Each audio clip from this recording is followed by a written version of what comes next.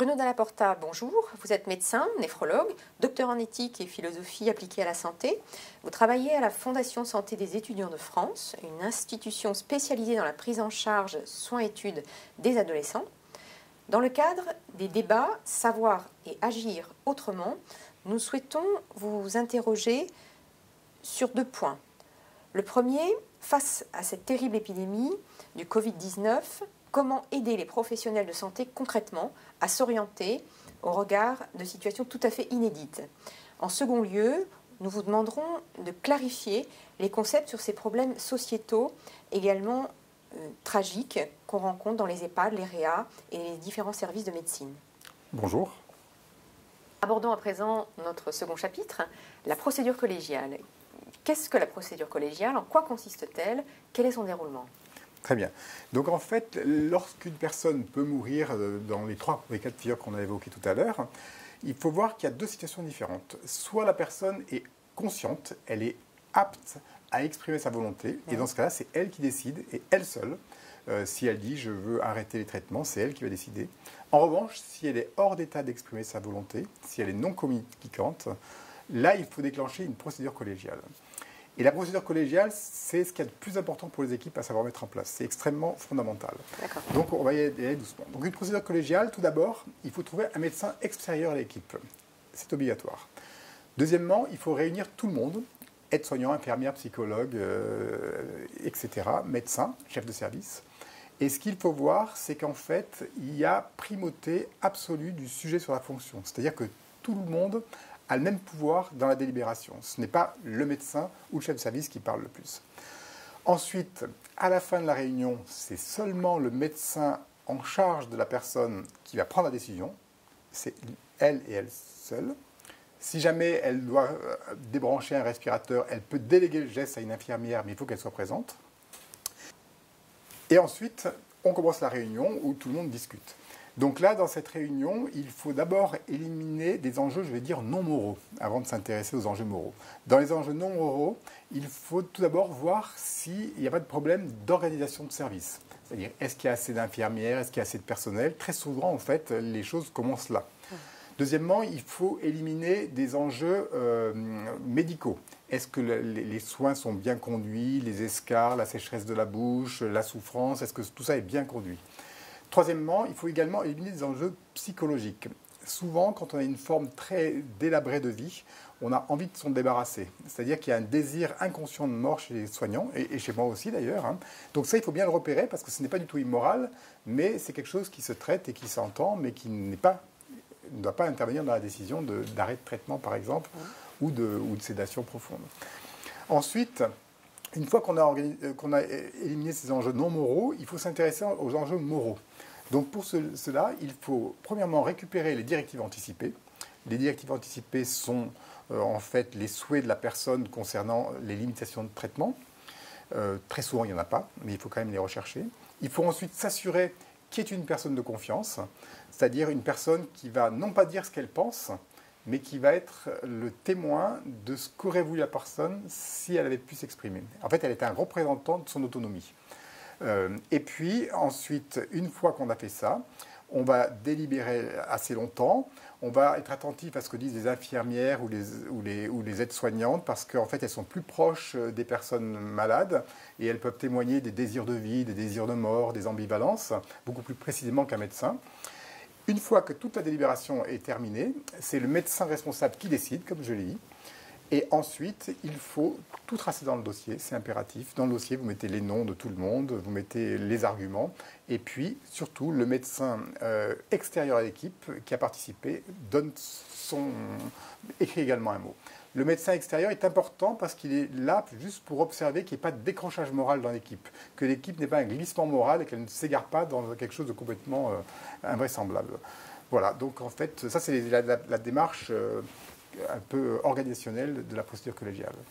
Très bien. Peut-on revenir un instant sur cette question des régulations de prise de parole? Comment faites-vous pour faire parler tout le monde? Cette procédure collégiale, effectivement, semble donner le même poids à chacun, vous nous l'avez rappelé. En même temps, en France, les observateurs montrent que seuls les médecins parlent souvent dans ces réunions. Les infirmières ou les aides-soignantes n'osant pas parler. Qu'observez-vous de votre côté? Alors moi, ça c'est quelque chose qui est assez connu, effectivement, c'est les médecins qui ont beaucoup de bagou et qui ont beaucoup de vernis dans leurs paroles, qui parlent tout le temps. Moi j'ai mis en place un truc très simple en fait. Je demande à ce que les personnes demandent la parole en faisant un petit signe de la main. C'est-à-dire que j'ai mis en place des régulations de prise de parole, ce qui fait que finalement l'infirmière et l'aide-soignante peuvent parler, et une fois qu'une personne a trop parlé, elle n'a plus la prise de parole. Par exemple, mon chef de service qui est assez bavard et qui dit des choses intéressantes, s'il a trop parlé, en fait, il ne peut plus parler. Donc ça crée une rééquilibration directe. Et puis, bien souvent, je commence la réunion en demandant aux aides-soignantes de s'exprimer, puis aux infirmières, et seulement à la fin aux médecins. C'est-à-dire que je fais une espèce de forçage, et ceci est extrêmement important parce qu'en fait, ça crée des estimes, des reconnaissances réciproques, et ça permet de créer une cohésion d'équipe, quoi. Quelle différence observez-vous entre ces prises de parole précisément, entre les médecins et puis les personnes qui sont comme ça au plus proche du corps du malade? Ah ben là, en fait, c'est assez simple.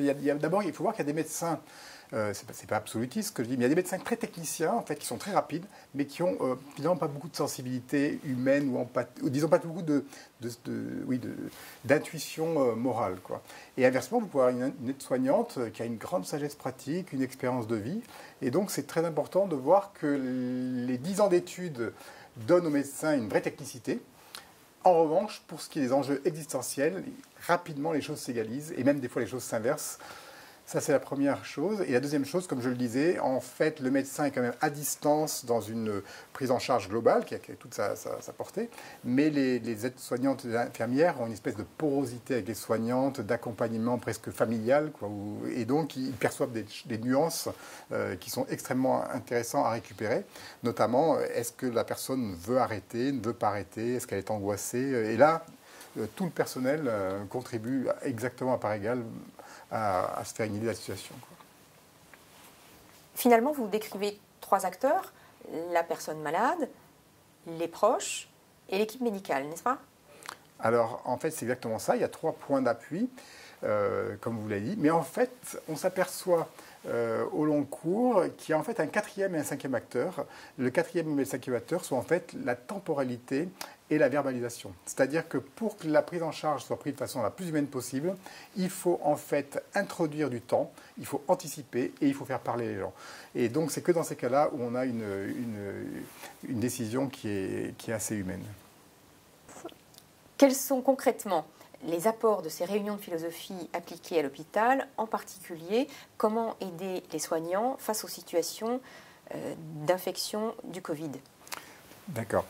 Donc, en réalité, la procédure collégiale ou ces réunions, c'est ce qu'il y a de plus important pour les équipes. Ce sont véritablement des actes de soins qu'on porte sur l'équipe. Le fait de délibérer ensemble, ça va créer des estimes, des reconnaissances, des cohésions. Et donc, c'est extrêmement important de savoir prendre du temps pour ça.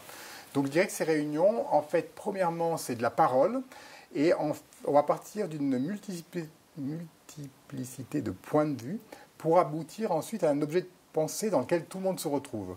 Et donc, c'est important de faire émerger comme ça des choses qui ne préexistaient pas à la réunion. Et on s'aperçoit très souvent que lorsqu'on fait discuter les gens, émergent 1, 2, 3 idées extrêmement importantes auxquelles on ne pensait pas avant. Deuxièmement, il faut introduire du temps, comme je le disais. Alors, bien sûr, les soignants dans les unités de médecine avec les Covid disent on n'a pas le temps, on est débordé. En fait, non. Il faut absolument prendre le temps. Le temps, c'est pratiquement un remède. Il faut pouvoir s'installer une demi-heure, 3/4 d'heure, 1 heure et discuter ensemble. Ensuite, il faut voir que ces situations sont des situations qui n'ont plus de sens, où tout le monde est désespéré, ça prend beaucoup de temps. Le fait de discuter ensemble, dans une situation qui n'a pas de sens, ça dépose du sens sur la situation. Et puis, quand on est complètement bloqué, qu'on est dans l'impasse, le fait de délibérer, ça réintroduit du sens, de la souplesse, et finalement, ça réintroduit de la liberté. C'est-à-dire que quand tout est bloqué, le fait de discuter réintroduit la liberté. Et puis, la chose qui est la plus importante, c'est qu'une personne qui est infectée dans ces conditions assez difficiles, en réalité, risque d'être un peu isolée, d'être un peu coupée du monde avec des personnes en scaphandre qui débarquent. Et donc, le fait de délibérer ensemble, comme je vous l'ai dit, c'est un acte de soin qui est porté sur l'équipe, mais qui va secondairement se déporter sur la prise en charge du patient, c'est-à-dire qu'on est plus sensible à la personne malade. Et ça va participer à un non-abandon. Comme disait Emmanuel Hirsch, on a un devoir de non-abandon à la fin de vie et ça va quand même renforcer cet accompagnement et cette sensibilité. Donc c'est extrêmement important. La réunion d'éthique est le cœur du réacteur pour les équipes dans ces cas-là. Et il ne faut surtout pas sous-estimer ça. Surtout pas penser que le langage, c'est du blabla, ou surtout pas penser que le temps qu'on passe, c'est une perte de temps parce qu'elle n'est pas instrumentale. En fait, si vous voulez soigner les équipes, il faut impérativement se poser et faire ça correctement.